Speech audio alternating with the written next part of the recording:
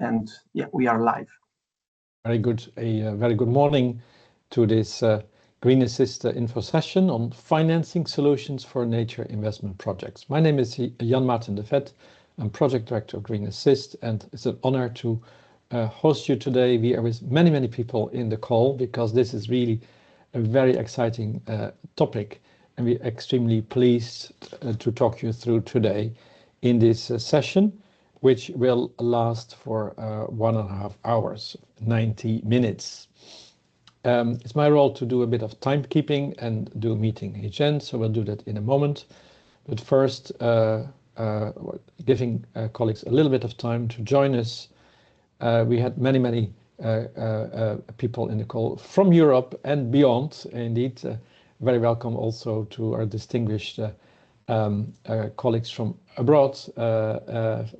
So we have a very large number of attendees. We have already more than 100 people in the call, and many more will be joining.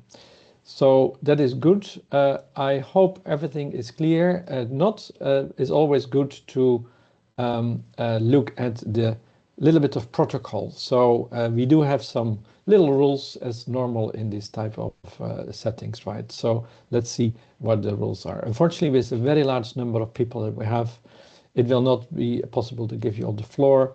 So we ask you kindly to mute on Teams the button that is made for that to reduce any background noise. However, the good news is we do have this chat function, and it's already active. Please do use the chat function. And as we are on a rather complicated topic, we're really keen for you to follow us and to question, also challenges, and also feel free to post questions in the chat. If you feel something is not clear in the presentation, in any of the presentations, then probably there will be quite a few other people. So you will really do a favor to the audience and to all the participants by putting some questions in the chat. There are no stupid questions, only brave questions and good ones. And that would really help the dynamics in this setting so that we can build on that. And if time allows, we would also go back to those questions right after the intervention of the colleagues. So that would be good. And we will then move to a Q&A session at the end of the session. As mentioned, I'm happy to be your policeman today also, which means we are all very busy people. So we are very keen to stop in the 86 minutes that are left in this session. We are recording this session, and we also inform you that the video recording may be published in the context of the meeting. And that means also feel free to turn off your camera unless you are speaking today. It's simply a question of bandwidth. If we would love to see you all, but unfortunately the systems may then crash. So unfortunately that is not the case. Now there's always the question, there is a lot of presentations. Do I need to make scribbles or whatever? Well, the good news is, more good news, we will share the slide deck with you after the meeting so that you will have access to all full presentation that we have with us.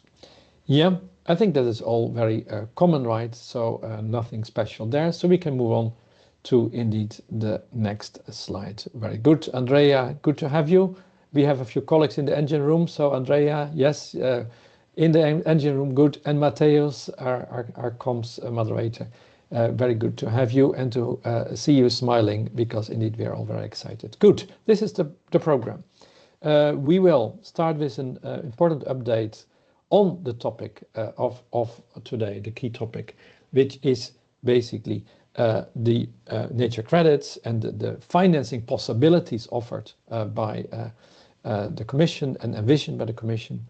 After that, we will, by Adrien Michel, we will then have a presentation of our colleague in the Green Assist engine room, Christine Josefa, about Green Assist.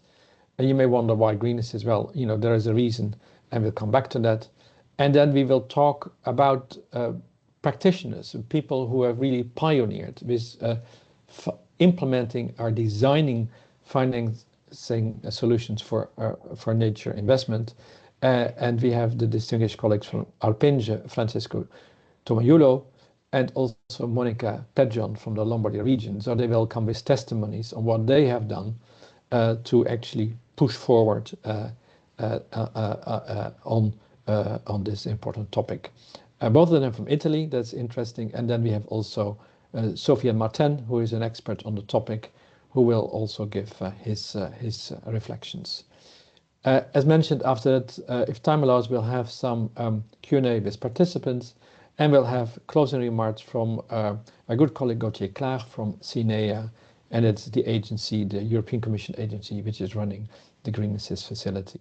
So, without further ado, I would then say, let's get going. And Adrien Michel, it's a pleasure to have you. You are really one of the brains, if I may say, behind the topic of today. You are working on the roadmap towards nature credits, and it's very good to hear from you. What is the latest and the newest on this super important topic? Over to you. Thank you very much, and good morning, everyone. So my name is Adrien Michel. I work in DG Environment, the Directorate-General for Environment within the Commission. And I will have the pleasure to present briefly the roadmap towards nature credit that we have released last year, and to indicate what are the key components of this roadmap. Next slide, please. So, although there is growing literature and evidence about the valuation of ecosystem services provided to the economy, and we have some examples that more than half of the global GDP depend on nature and economic services, yet there is still a difficulty for companies and economic calculations to integrate not only the ecosystem services, but the risks and their exposure to degradation. And this is really the core concept that has led us to look for new ways to help internalizing this kind of exposures in order to take into account and not the ecosystem services and not take them for granted. Next slide.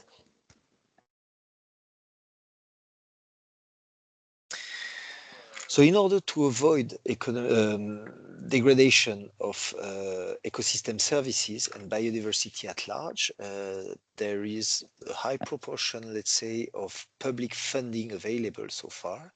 At European level, in the current budgetary period from 21 to 27, we have approximately 105 billion euros available. That is only for internal action and not external action, which represent approximately 15 billion euros per year. This is spread across a number and variety of funds and programs, the largest provider of funds being the Common Agricultural Policy. As a comparison, we have a similar number from our own estimates on the financing provided by member states through national initiatives. And despite this very large figure, which is approximately 30 billion euros per year, there is still a very high annual investment gap of up to 37 billion euros as indicated in the environmental implementation review of last year. So this very large investment gap cannot be filled by public funding alone, and this is clearly a call to mobilize private capital in order to help filling this gap and help deploying investments on the ground. Next slide, please. And this is where the idea of nature credits come from, and we need to define what nature credits are. Well, these are a nature credit is a kind of financial instrument that can be designed to reward nature positive action. And any kind of nature positive action, be it maintenance activities, restoration, active restoration, passive restoration activities, or protection activities.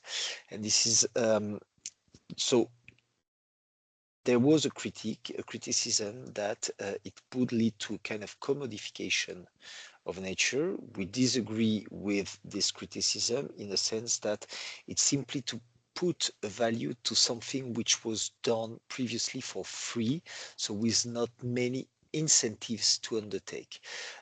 So really, if we want to value the incentives of nature positive action, we can create a market and a further incentive for market players to undertake restoration action as more bankable than business as usual or even degradation actions.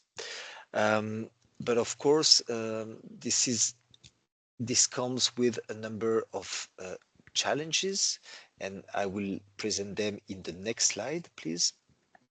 That the first of which is, how do you measure nature restoration outcomes, knowing the idiosyncrasy of biodiversity, so that any action is site-specific, multidimensional, so it's very hard to find a common indicator or a set of common indicators in order to value the biodiversity outcomes in the long run. So you need a robust science background and system in order to ensure the credibility of a nature credit scheme. Another thing is that you need to have a strong governance system that can allow market participants to rely on the integrity of the market, and that includes clear separation of roles, transparent governance, and monitoring, reporting, and verification procedures in place that everyone understands and abides to. Also, you need to develop an effective market design, which is starting with the effective selection of stakeholders who should include and be present in that market so that the market can effectively work. And finally, you need to ensure a kind of policy coherence and make sure that, for example, that any nature credit is in line with the existing legislative framework. And for example, that you do not reward actions that are legally binding. This is contradicting the rules of EU public funding support, for example, and you cannot fund nature credit schemes through EU public support if you only align with binding legislation. Next slide, please.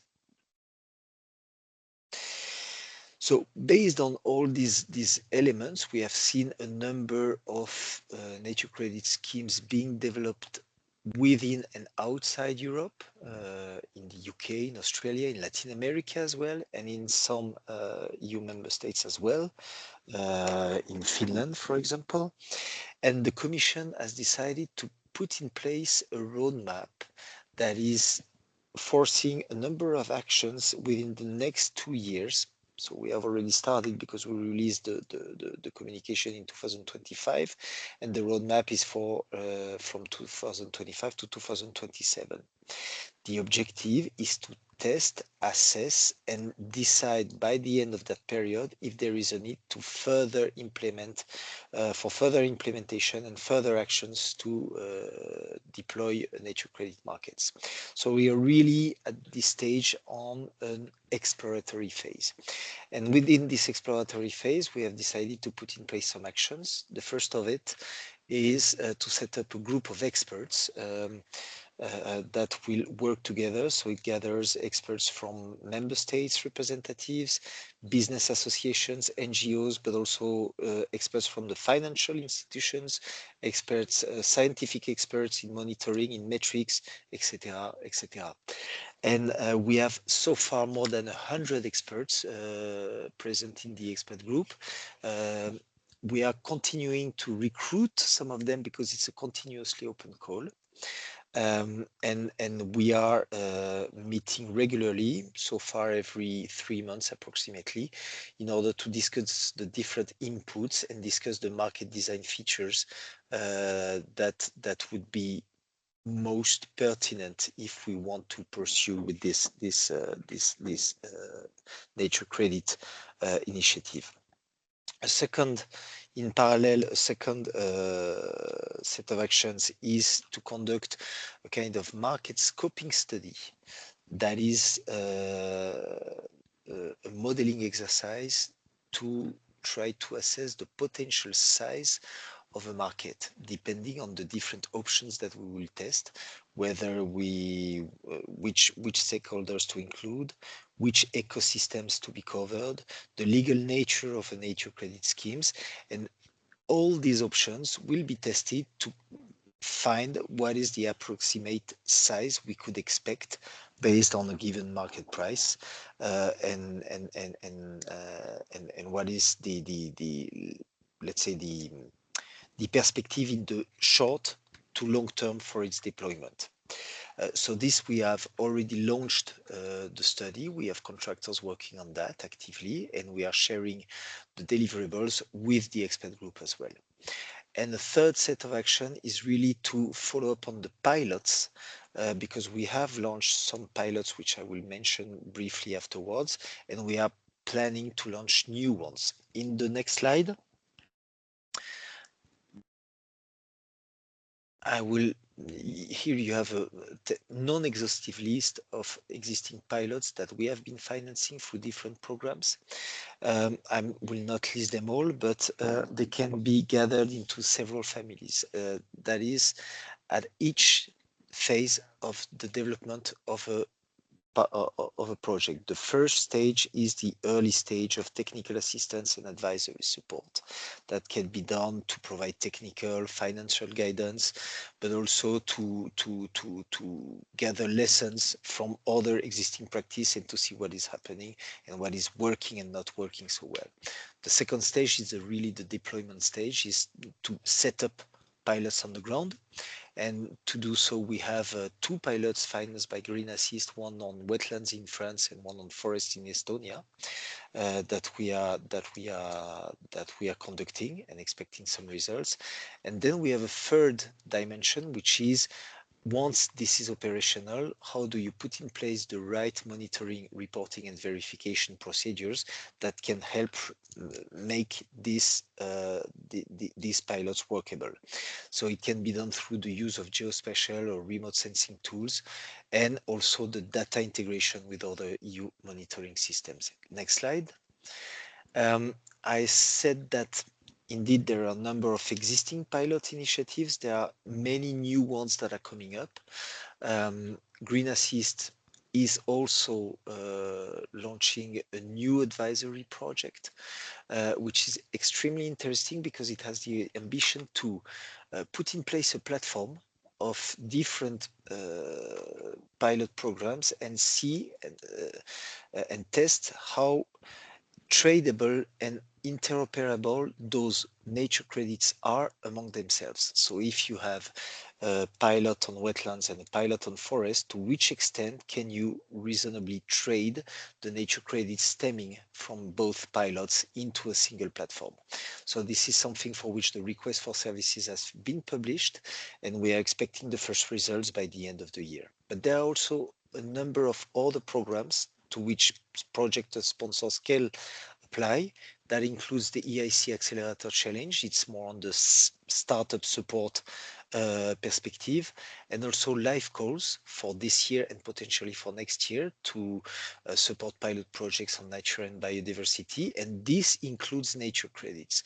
You have also Horizon Europe, and on this, in the next slide, you will see all the different calls from Horizon Europe where nature credits are mentioned. It's in the next slide.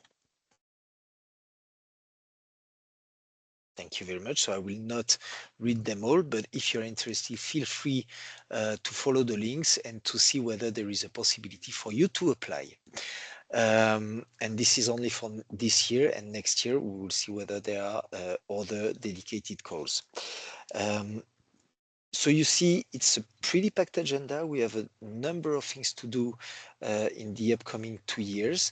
We do not expect meaningful deliverables before the summer, so it's still a work in progress, but we hope to come up with early results by the end of the year, as I told you, and to continue building the momentum of nature credits in order to come up with suggestions and proposals for political masters by the end of 2027. I will stop here because I think I'm past the timing. I'm above 10 That's minutes. So thanks a lot that's for your okay. attention. That's okay.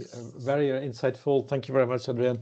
I think that is already resonating very well. There is questions and several questions and comments, and I think there's one question perhaps that we can pose you now, combining a little bit, if they are okay with Mateusz. I know we're a bit over time, but I think this is very important to get right. It seems that the participants are quite intrigued by the figure on the financing, and we see indeed in the beautiful financing chart that there is a lot of money from the cap that you, let's say, label in this sense, and the scheme which is let's say designed, which appears to be designed for all of this life, is very small. So could you perhaps respond a little bit to the questions in the chat there on, I mean, how you come to this assessment of the cap, and there is of course concerns that the cap is also used in part perhaps not to achieve the objectives, and perhaps you could say a little bit, if that's okay, on the importance of life in this context, as life seems to be really the, let's say, the fit for purpose to support nature credits. If I mean, as there's so many comments, perhaps that, and there are other comments, but I think we can deal with them later in the meeting. Over to you, Adrian, if that's okay. Okay, thank you, Ian. Well, first of all, CAP is currently considered as being the main provider of EU funds, but it's almost entirely by subsidy programs. So that also helps explaining the very high figures, and also due to the fact that within the CAP you have the possibility to put in place, for example, some eco schemes that are attributed a certain tracking coefficient for biodiversity protection. It's relatively hard to get down to the very detailed information, also because this is being managed by the managing authorities at member states level. And in any case, the cap, as I said, is public funding. What the Nature Credits Initiative is trying to do is to complement this pot of money with some private funding. But for the moment, the amounts are very small. Why is that? Because we are testing pilots on the ground and trying to see whether we can put in place an operating market. So this is really at the pilot phase. So that explains also the relatively small amounts, and that explains as well why life is a very important funding program to do so, because if you have 1, 2, 3, 5 million euros available, that might not sound like a lot, but it might be enough to test and trial the development of a nature credit scheme in a very narrow ecosystem and with a very limited number of stakeholders. But if it proves to be promising, then it can be further tested in the Green Assist platform I was mentioning and referring to. So you can like assess the tradability, and then by the end of the period, you can really put in place all the market architecture that allows you to scale up significantly. Yeah, very good. So that's indeed very important note. And indeed, you know, the cap, as you say, over the years has moved, and even is such a big ship, you know, you can make small moves that can be having a large impact. That's showing from your graph. And thank you very much for that. There are more questions, but perhaps you could already look at them in the chat, and we hope to get back to them in the Q&A session.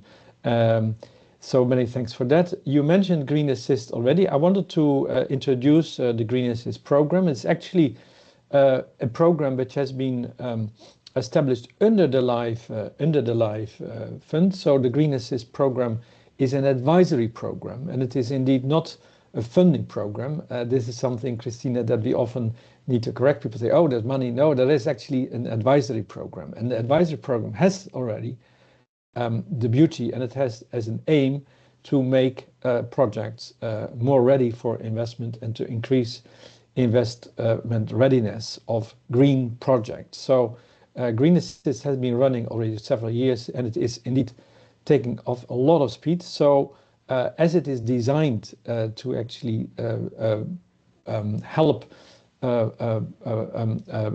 both public and private entities to green their project and to make them ready for investment, is a good moment to introduce you. Christina Joshua, as mentioned, you're in the engine room of Green Assist.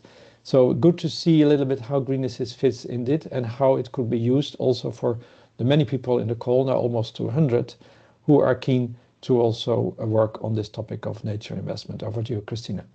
Perfect. Thanks a lot, Jan Martin. Yes, hi everyone. Good morning. I'm Christina Joshua. I work at Ecoris. We are contracted by CINEA to deliver this Green Assist project, specifically the part on project advisory. And I'm coordinating the package on the delivery of the advisory assignments. So if we can go to the next slide. I can quickly run over what Green Assist is. So it's an advisory services program, and its aim is to prepare green or greener investment projects to reach investment readiness. It's addressed to both public and private beneficiaries across a range of sectors, which are covered on the next slide. It is on demand, it is free for beneficiaries, and it's individually tailored to each and every project. It is delivered by specialized expert. We already have a set of 500 and more experts in a roster of experts with whom we work for the delivery of these advisory support services, and each expert is specifically contracted for each request. If we can go on the next slide. There's two types of services that are available under the Green Assist program. The one that we cover mostly today and which I represent is the project or / investment advisory. It's open to suitable projects that have environmental benefit, and as mentioned earlier, projects are matched to one or maximum two experts from the roster of experts. The typical support duration averages between 50 working days over a 3 to 6 months duration, and it's based on a tailored program, so it's really made in collaboration with the experts and the beneficiaries. There's different types of support that is provided by Green Assist. The main categories is helping projects with their investment readiness. So that includes either development of a business plan or a revision of an already existing one, revenue models, commercial value proposals, market studies. There's also a part on risk reduction that includes life cycle assessments. Again, either development of a full life cycle assessment or a validation of an already existing one. Do no significant harm assessments, due diligence. There's also a part on financial structuring and financing, and that includes also blended and combination use of funds, so public and private funds, where it's important to mention that we do not specifically support projects with the application process, but we rather support with anything that is will help the fundraising.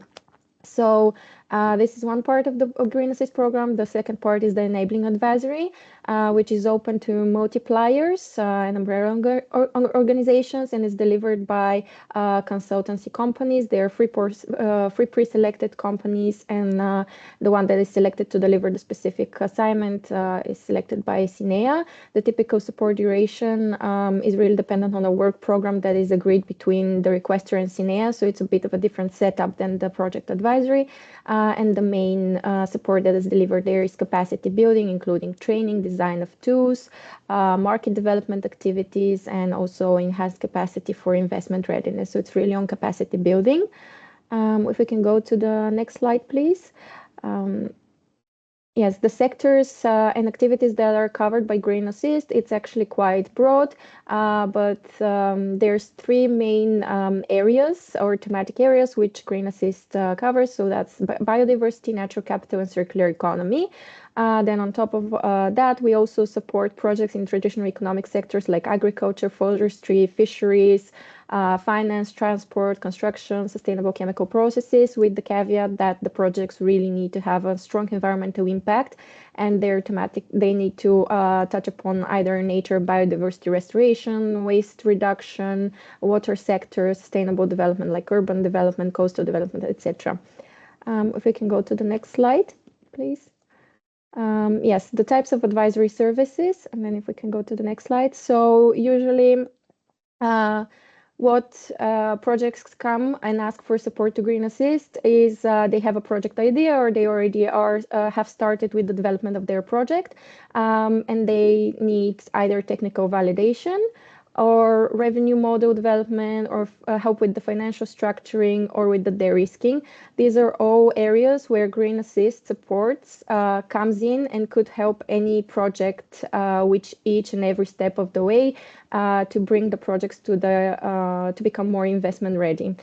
In the next slide, we have provided actually a case study, which was already mentioned by Adrian. So it's based in France, and its main objective was to test if the biodiversity actions can be measured and validated with a certification. It received the support. It was quite long compared to the average one for Green Assist. It was almost a year, running from November 2024 to October 2025. They requested advisory support for the early design of a nature credits pilot and financing mechanisms. So it was really, the core was the technical part, and it was complemented by a financing part as well. After the end of the assignment, they had a clarified design options and requirements for a nature-based financing mechanism based in France, and the focus of the advisory support was at the very early stage of the design of the project and the testing of the nature credit-based financing mechanism. So essentially that was the pre-investment phase. In the next slide, there's also another project, again in France. The objective of the project was to explore a market-based investment approach to mobilize private finance for biodiversity restoration. They received support from September 2024 to May 2025, and the support was basically to refine the financial structuring and clarify the value proposition of the vehicle. The results were refined financial structure and value proposition in line with the EU nature credits framework, and the focus was on nature credits, on the structuring of the investment vehicle for the biodiversity finance. Next slide, please. There's some practical advice on how to request support. So on the next slide, there's a couple of steps that each project needs to take to request advisory support. So the official request needs to be submitted through the InvestEU portal, as Green Assist is a partner of InvestEU. The steps for submitting are actually quite straightforward, and the application doesn't take more than 10 to 15 minutes. So there's already a predefined list of advisory support needs, which you need to click in order to go to the next section to select your sector. Again, predefined list of sectors, just tick boxes. You then select the type of project promoter. You are public, private, or public-private partnership. There's also a section on the project description, which is very important for Green Assist and for all advisory services, where you would need to outline the needs of the project and also the advisory services that you're requesting. And also, please, if you're applying for InvestEU, do not forget to mention Green Assist as a suitable provider. You need to indicate the estimated project cost in euros and indicate whether the actions you have taken, like a business plan, market and demand analysis, investment cost estimates, etc. Next slide, please. In terms of the what to focus on in the request. So the project description is probably the most important part. However, it is very limited. It has only 2,000 symbols, so this is approximately 200 to 500 words, which is often not enough. So in the project description, if you could focus on the objectives and the scope of the project, and also on your geographical location, because it's one of the criteria of Green Assist. Then, as mentioned, the concrete advisory support needs. Do you need business advisory? Do you need technical advisory? Anything relevant? And also, of course, the environmental impact, which is the one of the most important points of Green Assist. And then next slide, please. So after you have submitted your request, It is reviewed by the European Commission colleagues, and it is then allocated to Green Assist if they decide it is suitable. So this is why we say it's very important to mention Green Assist in the project description. It is then allocated to us at ECORIS. We check for completeness, and we usually send a clarification questionnaire with which we gather more information about the project and your needs, which will then afterwards help us check the eligibility of the request. And if it's eligible, also that would be the basis for us to look for a suitable expert and also design the work program for you. After the design of the work program and the identification of the experts, then the support is launched. It's very important to mention that the experts are selected by us, but we do send their CVs with the project promoters, and we ask for their opinion. So at the end of the day, it is project promoters' decision whether to work with one expert or not. So next slide, please. Yes, in terms of the eligibility criteria, there's a couple of eligibility criteria that are very important. There needs to be a clear environmental impact, and the main priority areas, of course, are biodiversity protection, waste reduction, water and air quality, carbon sequestration. The project needs to be located in the EU 27 countries or the live participating countries, which are currently Ukraine, Moldova, North Macedonia, Montenegro. And it needs to also be within Green Assist investment areas, so natural capital, circular economy, water resilience. There needs to be a minimum of 2.5 million investment or capex. However, we also support projects that are slightly lower in terms of investment. So between 1 million to 2.5 million projects could also apply for support as long as they have a really strong environmental impact or replication potential. There needs to be clear project objectives, there needs to be clear vision and also defined milestones, and also strong commitment from the project teams and internal capacity to engage with experts, because it really intensive support. You need to provide the experts with the needed information and materials. And also there needs to be clear and non-duplicative need of expert support. So if you have already received support with a business model, you will not be eligible for support for Green Assist with a business model. However, you can apply for technical feasibility study or life cycle assessment or pilot projects. And yes, I think this is the end of my slides, and I can hand over back to you, Jan Martin. Good. Many thanks, Christina. That is very insightful, and a lot of questions and a lot of interest, it seems, in Green Assist, which is, just to memorize, indeed, a advisory scheme supported by or funded from LIFE. And there are questions how it positions to other initiatives. For instance, the Close to Market LIFE initiative, which is well known. The answer, and as it's also put in the chat, is there indeed that Green Assist is open to all. So I mean, it's not linked to any funding. So also companies, right, SMEs, or actually many SMEs apply, right, but also public beneficiaries can relatively easily apply for this advice. And I think that is probably good to nail. Indeed, there is no strings attached, so there's no link to any funding program, and that is actually, I think, an important advantage. There are also questions on the size of the support, Christina. So, I mean, how many advisory days typically are beneficiaries supported with? Can you give an idea? Because they're, of course, important. Of course. Important. Yeah.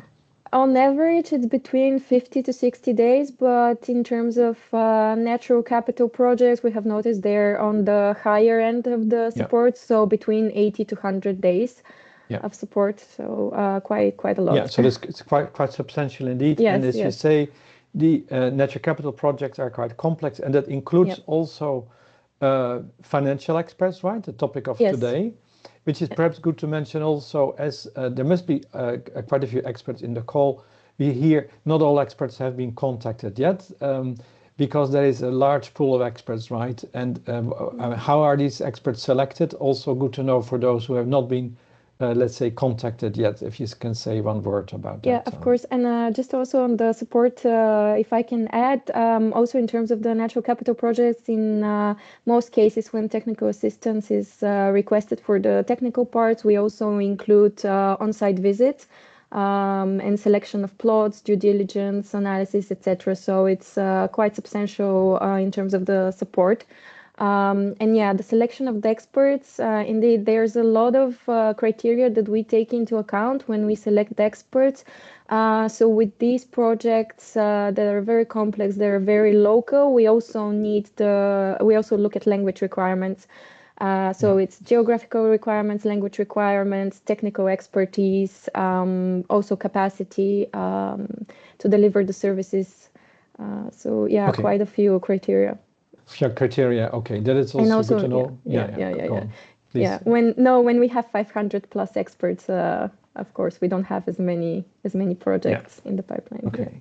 Okay. So we try to bring experts to the beneficiaries that are close to you, right? Which is of course important, because a lot of legislation, and not apart from language, is also national.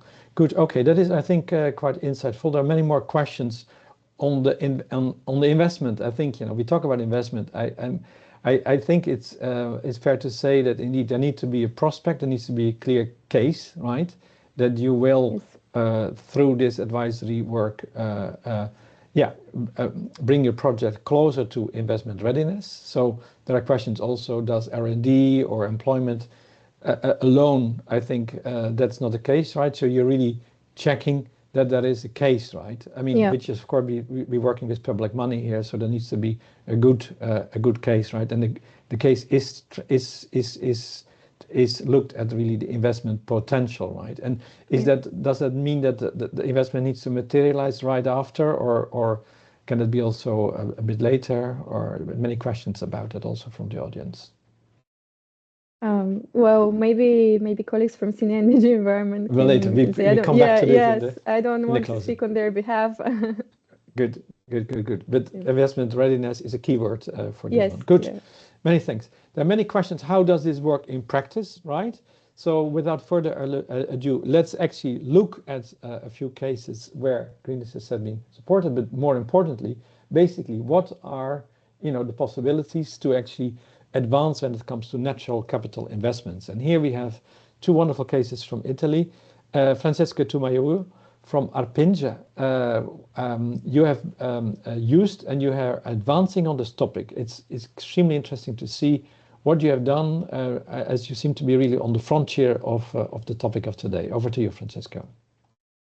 Thank you very much. Good morning. My name is Francesco Tomaiuolo, and I lead Arpinge Natural Capital, the vehicle within the Arpinge Group dedicated to carbon removal and ecosystem restoration investments in Italy. I'm pleased to be here today to share our experience as a beneficiary of Green Assist facility, and I would like to walk you through who we are, what challenge brought us to Green Assist, what the advisory support actually produced for us, and where we are heading as a result. Next slide, please. Let me start with a brief introduction of the Arpinge Group. Arpinge is an Italian infrastructure investment group. Our shareholders are professional pension funds, specifically the pension funds of engineers, surveyors, and industrial experts in Italy. We are a long-term impact-oriented infrastructure investor. We operate across renewable energy, circular economy, sustainable mobility, and increasingly natural assets. In 2025, we were recognized by GRESB Infrastructure Rating as the best diversified non-listed investment company in Europe in terms of sustainability management and performance. Next slide, please. To give you a sense of our scale, we currently have around 100 megawatts of installed renewable energy capacity, wind and solar, and we are developing battery storage facilities with a total of about 680 megawatts. On the circular economy side, we are building biomethane production hubs with a combined output of around 30 million cubic meters per year, converting organic waste into energy and fertilizers. We also manage roughly 10,000 car parking spaces in major Italian city centers, a sector we are actively repositioning towards sustainable mobility. Taken together, these investments are expected to contribute to avoiding more than 1 million tons of CO2 equivalent per year by 2030. We can say that that figure represents the aggregate climate impact across our portfolio. Carbon removal and biodiversity restoration through forest and natural-based solution for us represented a natural next step, as we are a group already deeply committed to the climate and natural transition. Next slide, please. When we approached Green Assist, we had an investment thesis, but significant knowledge gaps. We needed to move, we can say, from ambition to investability, and that required answering 4 concrete questions. First, which type of forest restoration projects could generate investable returns in the Italian market? So we needed to define the right investment blueprints. Second, we need to know what specific environmental and economic criteria should guide site selection. So we needed a repeatable screening framework. Third, where are the actual sites? This was a very crucial question. So we needed to build a credible pipeline with real locations, we can say. And fourth, the most important question for investors is, do the members works? So we need proper technical and financial due diligence, at least on a representative selection of sites. A Green Assist was the tool that allowed us to answer all 4 questions in a structured and field-validated ways. Next slide, please.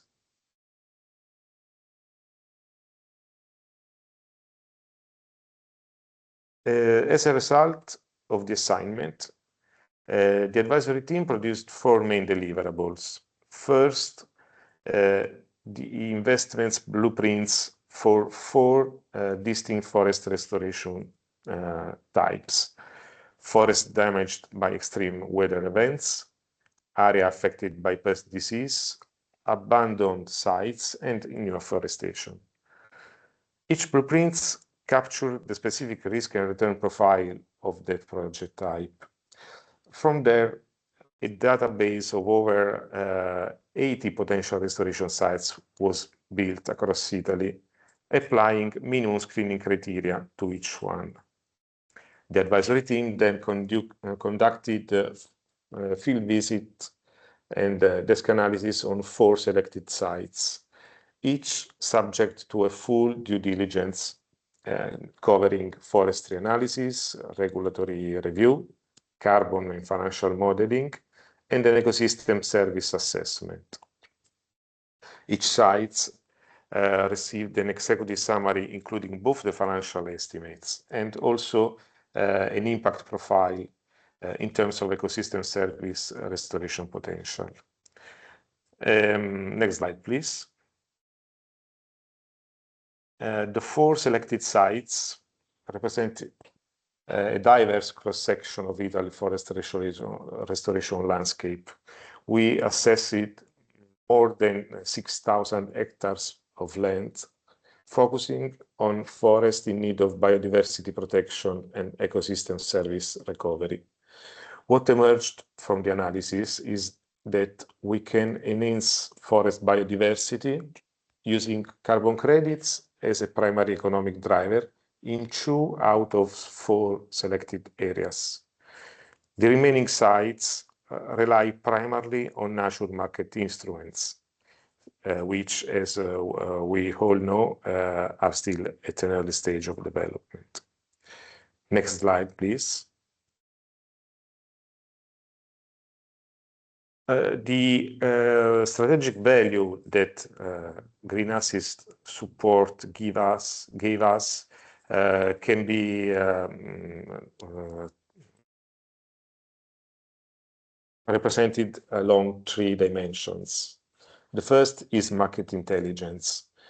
Italy's forest landscape is a high opportunity but high complex market.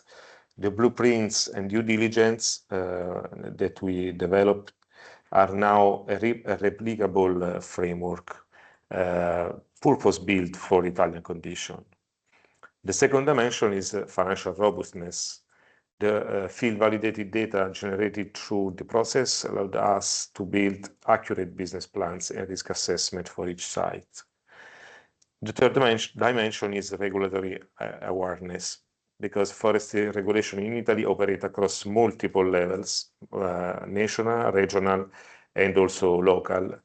And navigating that complexity required specialist knowledge. The due diligence reports gave us significant clarity, although uncertainty remained quite high on the evolving carbon natural credit regulatory framework at European level and also at national level. Next slide, please.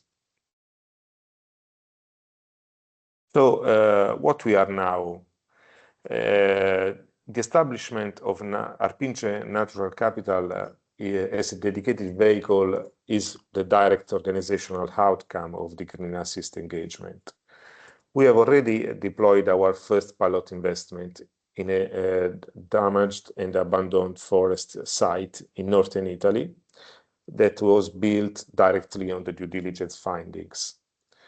In the meanwhile, we are developing a diversification strategy that broadens our lens to multi-purpose forest projects, for instance, combining timber production with carbon credit generation.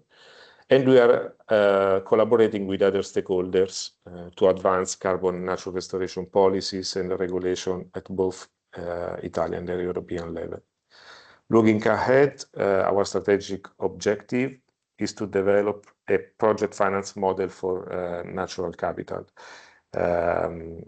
We are experts in the renewables, and we know that for working also this kind of project needs a structured, bankable project that combine predictable revenue stream with blended finance instrument. And also the risking mechanism is very important. That is the model that, in our view, can unlock institutional capital at scale for natural-based solution in Europe. Green Assist for us was a very important service that helped take us first concrete step on that pathway. Thank you very much. Thank you very much. Very insightful, and it triggers a lot of questions. And perhaps one point, and I think it's good to also see the answers also coming in already. So Francesca, good if you can also check some of the questions in the chat. One of the things that is, I think, quite intriguing is to see that the market intelligence pointed to the fact that Italy is fragmented, but also has a lot of biodiversity. So there are colleagues from all over Europe. Could you say something about what makes indeed it more promising? So what are the conditions? Also knowing, of course, that you are working with private capital. So what are, in your view, a few of the conditions that are needed in order to get going like you did? And perhaps then we can go to the next presentation. Thank you. Yeah, thank you. The real challenge in Italy is the high fragmentation of lands and properties. So what we discovered also through the assignment of the Green Assist assignment is that there are many great landowners that manage also on a consortium-based great amount of lands and forest in need of restoration.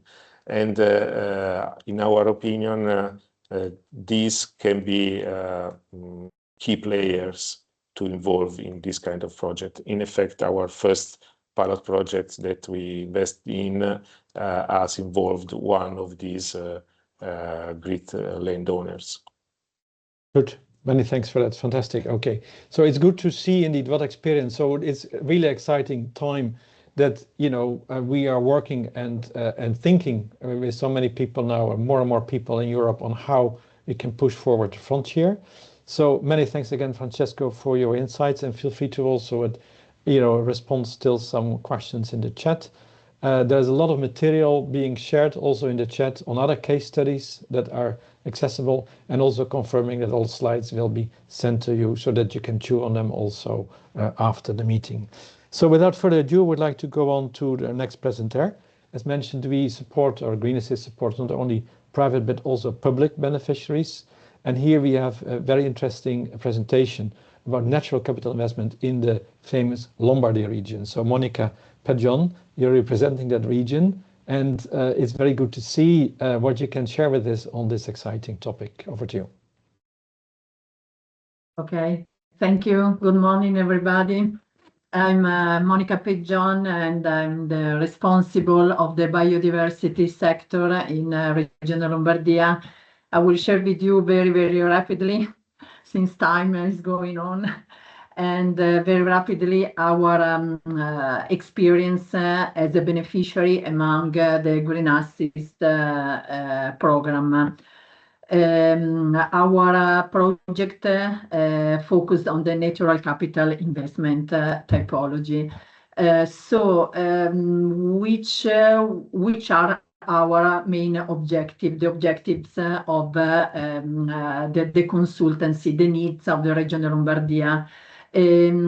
Following a positive previous experience among the so-called Bando Bioclima, I would not enter in details of this initiative, but it is important just to mention it.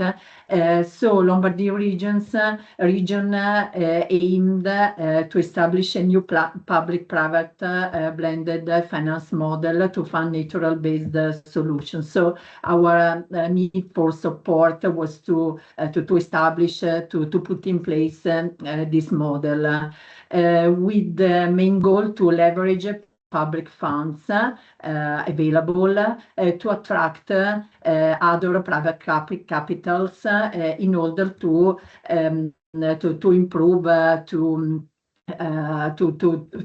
give more power, let's say, to investment, and created scalable investment opportunities, of course, compliant with the EU environmental targets, focusing on biodiversity conservation and climate resiliency intervention in support of EU environmental main policies. Next one. Next one. Okay.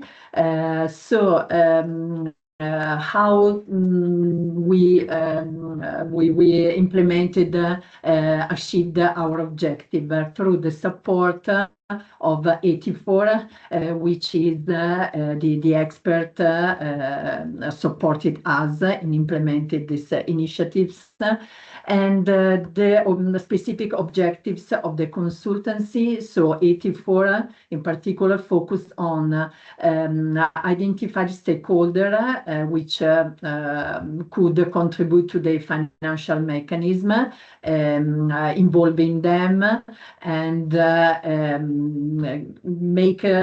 identify the most relevant stakeholder, private business, private sector, which could be most appropriate to financial to be involved in this initiative.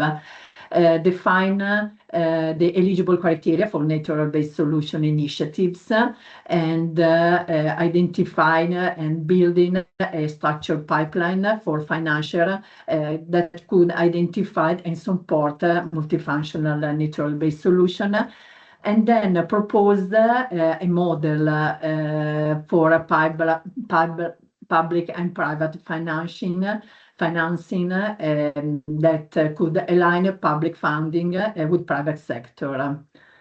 of course, which is in line with public policies and public procurement procedure, of course.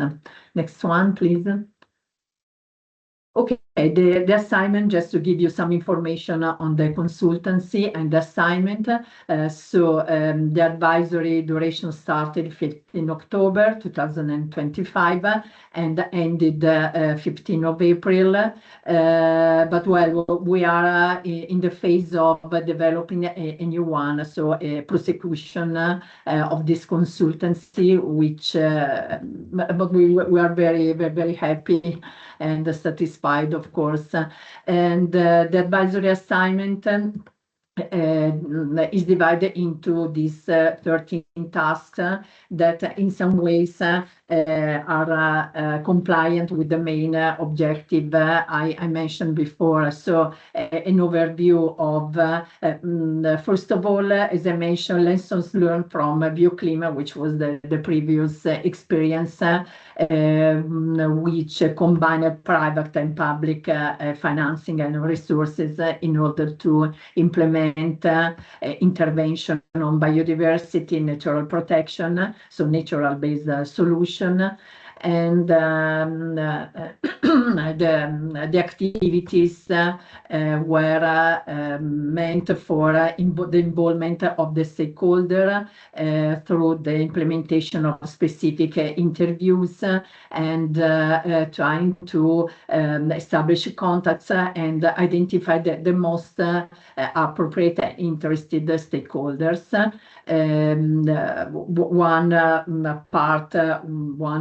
One very important aspect was that of defining eligible criteria for natural-based initiatives. And another relevant part was that of proposing and supporting us in implementing the public and private financing model, as I said. Next one.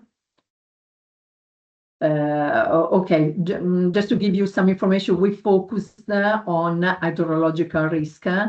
And since for Regione Lombardia, this is a very crucial and important aspect.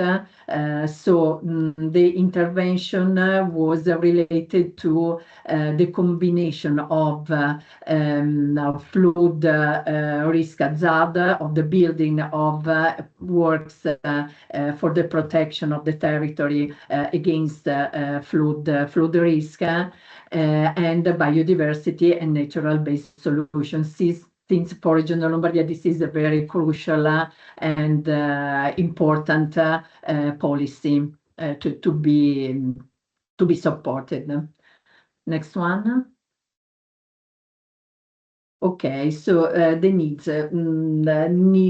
We, as a Regione Lombardia, for hydrological risk protection, our program is to build 75 flood retention basins, and among which 45 have already been completed. The main point is that we have quite satisfying, let's say, availability of resources for the capex, let's say, for the implementation, for the realization of works. But we are lacking, we have some difficulties in finding the cost for the maintenance, the operating cost. And so the design and implementation also are carried out with the limited attention so far to biodiversity and multifunctionality aspects. So we identified a need to pilot and test additional nature-based solution in order to combine the maintenance of the basin and the realization of nature-based solution. And there is also, we experimented also elect limited communication to citizens. Next one, please. Okay, the opportunity. So as I said, we focused on flood risk reduction for several reasons. So the water is can be considered the new carbon. The ecosystem service can be quite easily, let's say, translated into economic terms for a company. There is a highly specific geographic targeting, and new standards and initiatives are emerging. So that there is a kind of bibliography, methodologies, and approaches which are growing and could be available and applicable. Next one. Okay, this is could be quite complicated, this model, but very rapidly. So in the center we have the local authorities, which are the authority that have to implement works that will manage also the basin. So Regione Lombardia finance the realization of this basin, the so-called basket for the delamination for mitigation of water flows.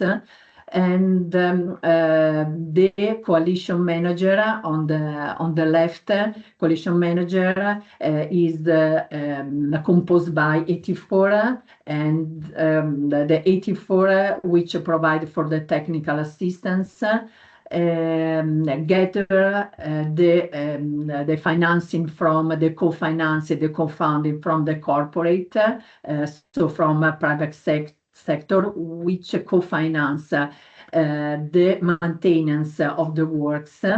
And the result is on the right, a multifunctional management of project and natural-based solutions. So as I said, the realization of works and the maintenance being done with natural-based solution activities.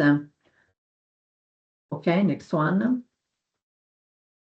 Okay, roles and responsibility, as I said, so Lombardy region, which is the public authority, launched the coalition as a leader, identified the natural-based project, the flood retention areas, the promoting of a dedicated call for proposal targeting managing authorities and company, and support for expansion to other regions. The CEO, the UNGC, the CEO Water Mandate, which is the owner of this model, shares the methodology, facilitate contacts with the enrolled companies and co-promotion. The technical facility, which is constituted, represented by 84, and the support, let's say the technical support, is involved in the identification and development of natural-based solution project, deals with the impact assessment, engagement with companies, which is important, as I said, and the communication tools. Private foundation, the corporate private foundation is the other co-financer of the technical support, and the corporates, which is the private sector, finance and co-finance the natural-based intervention. Okay, next one. Okay, those are some example of a natural-based solution which can be compliant with the maintenance of the basin.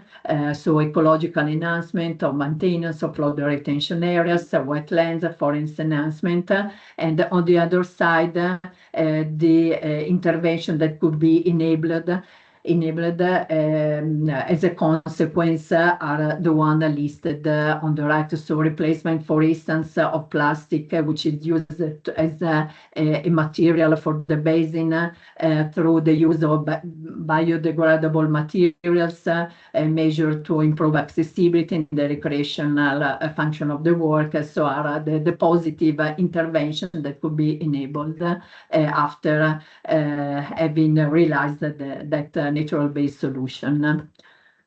Okay, next one, very rapidly. Next one, those are the standards and the guideline we have used and we will use for the implementation of the entire model. In principle, for the good governance, we will use the CO water mandate as a mitigation hierarchy, or all those standards and guidelines which are still shared and in some way formalized and approved. Next one. Okay, next steps. As I told, the consultancy is ongoing. We will have a second step starting from June, and we will continue in the identification of natural-based solutions, measures, and to assess their feasibility, of course. And we will organize with the support of 84 meetings and involving the companies, finding the most appropriate way to involve companies. I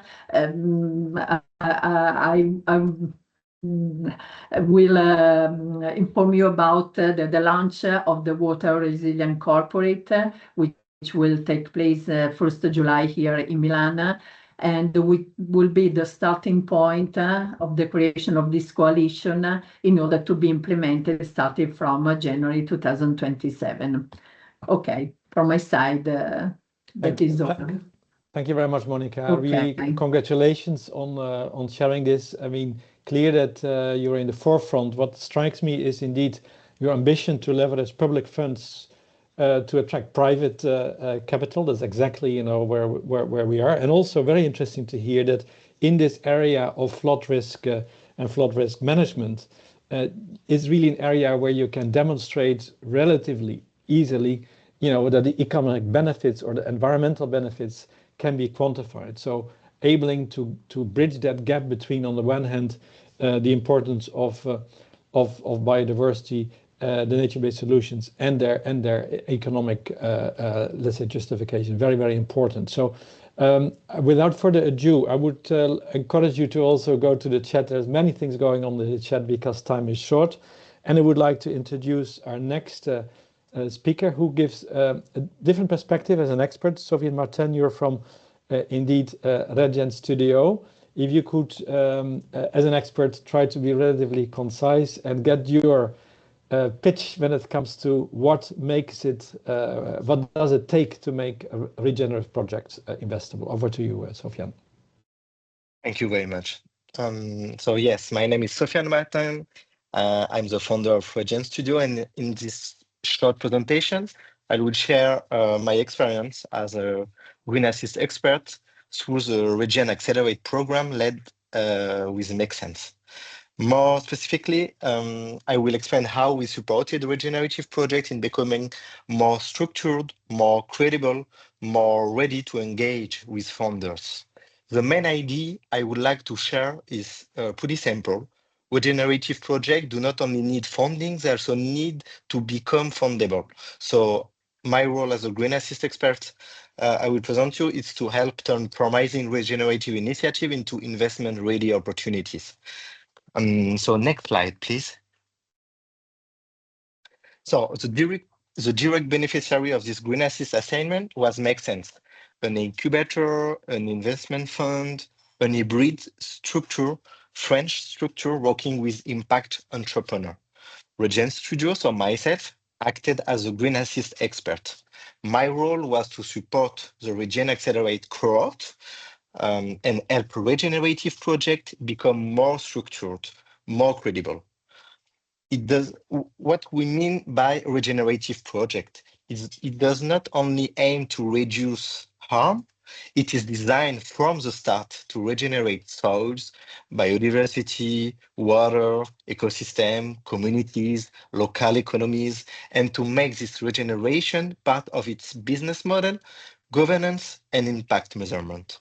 I will briefly explain what we did, what we learned, and how expert support can unlock investability. Next slide, please. So Here, I will not, I would say, repeat what Adrien Michel said. We know that there is a gap between projects that harms the planet and projects that regenerate through nature-based solution.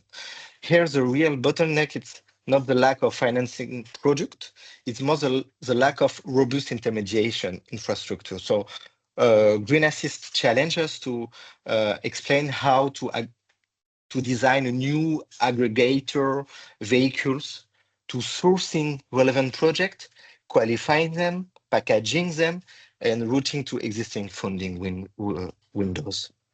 And one of the results, we identify some structural barriers and some key challenges. So the key challenging here is, okay, first of all, the operational robustness. Second, access to suitable financing. And finally, maximizing environmental and social impact. So this key gap, most projects had strong impact potential, but their impact was not always measurable enough. Second, most projects had a business model, but not always a founder-ready financial model. And then strong story, but not always an investor narrative. Most projects not always explain or are structured with a data room, with a pitch deck, with a business plan. This is exactly where Green Assist experts support and can create value. So next slide, please.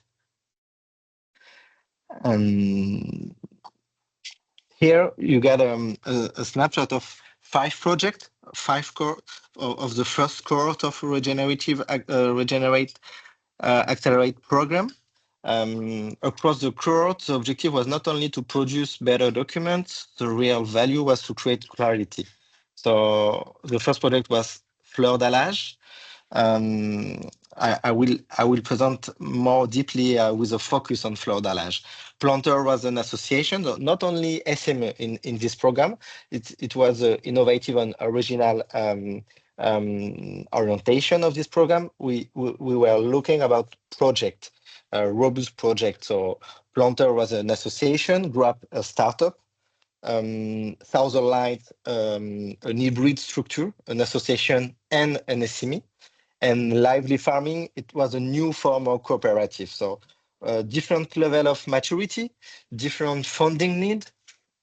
Fleur d'Alage was focused on urban floriculture, and the heart of the project is to restore soil and to have social impact through reinsertion of people in fragile situation. Planter, the project is to promote agroforestry, hedgerow planting across France.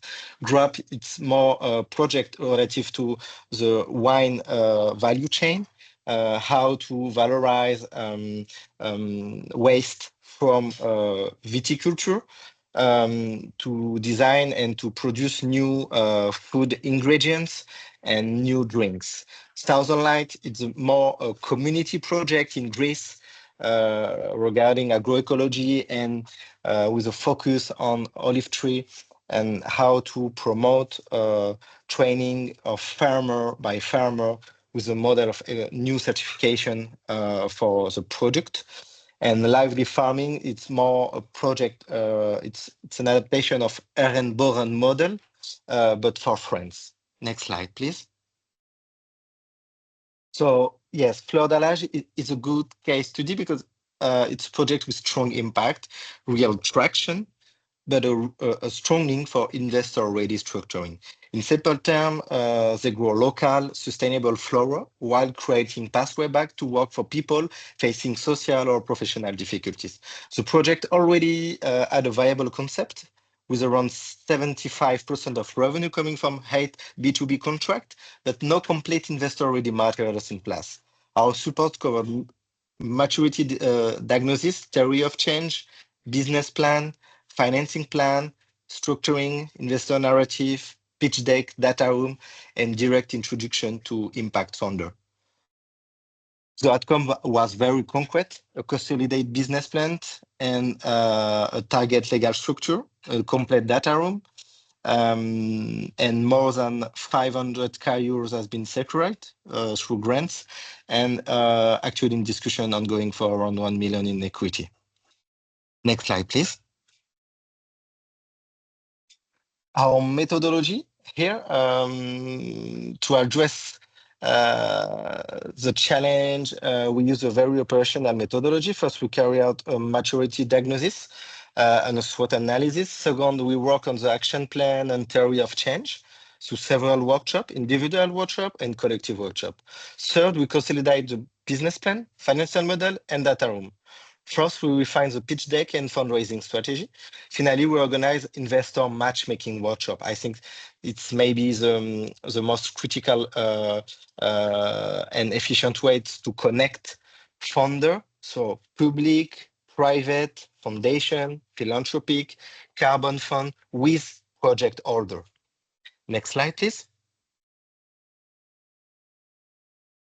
And now beyond this assignment, our feeling and thought is that the funding landscape is fragment. Many entrepreneurs do not fail because there is no funding. It's more regarding the robustness, technical robustness, and funding robustness of their projects. They fail because they do not know which window is relevant, when and how to apply. And this is why we developed during this assignment also, and before that, RegenFi, a digital platform to help us to route regenerative projects toward existing financing opportunities. RegenFi gather and create financing opportunities for nature positive projects. And yes, to conclude, I would say Green Assist can play a catalytic role. It helps promising regenerative projects, cross the gap between impact ambition and financial credibility. And our role as an expert is not only to advise, it's to structure, translate, and de-risk. And also what we identify as a clear need at the project level is that there is specific need for structuring. Projects often have to combine different sources of funding, pool resources, and sometimes aggregate several activities or sites into a current investment case. And Green Assist, yes, and CINEA challenge us a lot on the pooling, how to pool project, and why an aggregator program is coherent and relevant to accelerate funding of nature positive project. Thank you very much. Thank you so much, Sofiane. That's really insightful and very encouraging also to see that in addition to the presentations on forest restoration and also on flood-prone areas, you also identify new areas. I love it, urban floriculture. I heard a new word, but also you talk about regenerative farming. And what is so beautiful is also that these are all projects that also have already some revenues, and that brings us actually already very close to the end of our info session. But what I wanted to just as a thought share with you is what we really seem to be doing here is to combine all the expertise and translate the expertise that is there in the hands of conservationists and people working on nature with a completely different world, which is the world of investors and funders and so on. And what we are doing, I think all of us here today, and you particularly in your capacity, but also previous speakers, is trying to bridge that gap. And we are indeed constructing, we saw the word capacity building. We are, I think, all together trying to connect those two completely different worlds, and that creates enormous potential. So many, many thanks for that. Matthias and colleagues, what I wanted to do is actually respect our time limit. I made a promise at the beginning that we would start at 11:30, which is 5 minutes from now, and we have a closing word. So what I wanted to do, if that's okay with you, is of course we share the material, but I think it would be very good also if you can find a way to share all exchange in the chat, because there are many useful questions and also useful answers. So I think the email is important to retain. Perhaps we can put that in the chat also. But honoring, therefore, the commitment, I would like, with your agreement and your nodding, which is good, to thank all colleagues and give the floor to Gauthier Klaar, who is our counterpart in CINEA, and to see in the next 5 minutes what you have taken, Gauthier, from this extremely rich session and with so many people in the info session. It must be hard also, even for you, I would say, to draw some messages, but very keen to see what you take from this webinar. And then we can close at 11:30 sharp. Thank you very much. Gauthier, over to you. Thank you. I hope that everyone can hear me. Yes? Very well. Okay, Yeah. very good. Yes, I do have some closing remarks. I think that if you can show the slide, it's typical of this info session. Yes, I obviously I don't want to repeat what the speakers said earlier. It's a fascinating, let's say, topic. A lot of things has been said, and thanks a lot for your suggestion, Ian Martin. Yes, please look at the chat and raise question with using the email address that has been, let's say, posted on the chat. Have very simple, let's say, messages to beneficiaries. As you have well understood, the priority is helping project with a lower environmental footprint on nature and natural resources. However, I saw a question on carbon finance, and on this, please refer to the reply. Obviously, above all, no greenwashing, and on this, we are counting on experts. That's very simple, no greenwashing, please. Investment threshold. There was a lot of question regarding the investment threshold. I replied to some of them, but also just to reassure, because we are talking biodiversity and we know that it's hard to reach such a high threshold. So I wanted to highlight that we don't have a dogmatic view about the investment threshold for biodiversity. That's very important to understand. First of all, we look at project level and along the value chain. For nature investment project, the focus for Green Assist is on building a green business model, meaning that we want to prioritize, obviously, building sustainable financial viability. This could mean leveraging payment for ecosystem services. That also means that we will, let's say, prioritize beneficiaries that can act as aggregators, like the Make Sense project described by Sofiane and others, funds, Arpinch, and so on and so forth, because they have the capacity to aggregate smaller projects. And of course, for this, we will look at the replicability capacity. So don't be, let's say, obsessed about this threshold of 2 million or even 1 million, but just explain the replicability and the possibility to develop the green business model that the Commission wants to support in terms of developing nature credit on biodiversity. Other than that, we do take a VC approach in terms of selecting the project, meaning that we want to prioritize capable investment team and structuring teams. That's a given. A few messages. Advisory is free, light, and user-friendly. I think it was demonstrated by Christina at length. However, and investment are on a best effort basis. You know, it's advisory, and we recognize that projects are hard to implement and to raise financing as well. So do apply value for money principle. When you draft a fish, be proactive.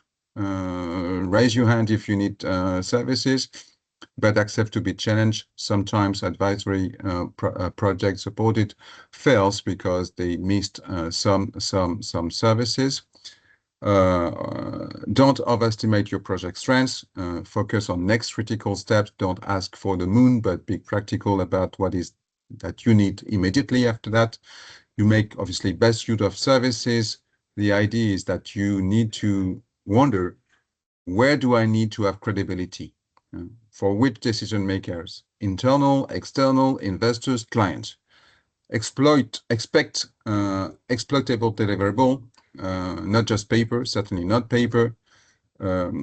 prioritize engagement with experts, with stakeholders. This is what we call the cross-validation process. So do cross-validate the expert deliverables with stakeholders and being transparent, bring expert on board, and consider the expert as trusted advisor building partnership. That's the idea, that's the whole concept behind Green Assist. Now I want to pass the floor back to Jan Martin, just so that you have the page in front of you. Okay, thank you very much, Gauthier, for these wise words. Colleagues, I mean, we do these things more often, but I've hardly ever seen such an active chat. So it's so exciting to see that we really are onto something. And I love the word, Gauthier, you say again, green business models. It seems we are here together today to really share that passion and to push the frontier towards green business models. And yeah, we are happy to help on that. But indeed, you know, we all need to work on that together. And if we can grow this community of professionals who is interested in this, I think, you know, we are happy to help. And therefore, it's great to have you. So a big thank you to all the speakers, to the organizers, Matthias, Andrea, and also, of course, to the European Commission, CINEA, and also the policy DG behind it, including Andrea Bianchini, who has been answering many questions. And I would say we will get back to you with a complete set of the slides and also as much as possible from the chat. And we hope to meet you again soon. And meanwhile, very good luck with your green business projects. And thank you very much for your attention. See you next time. Goodbye now.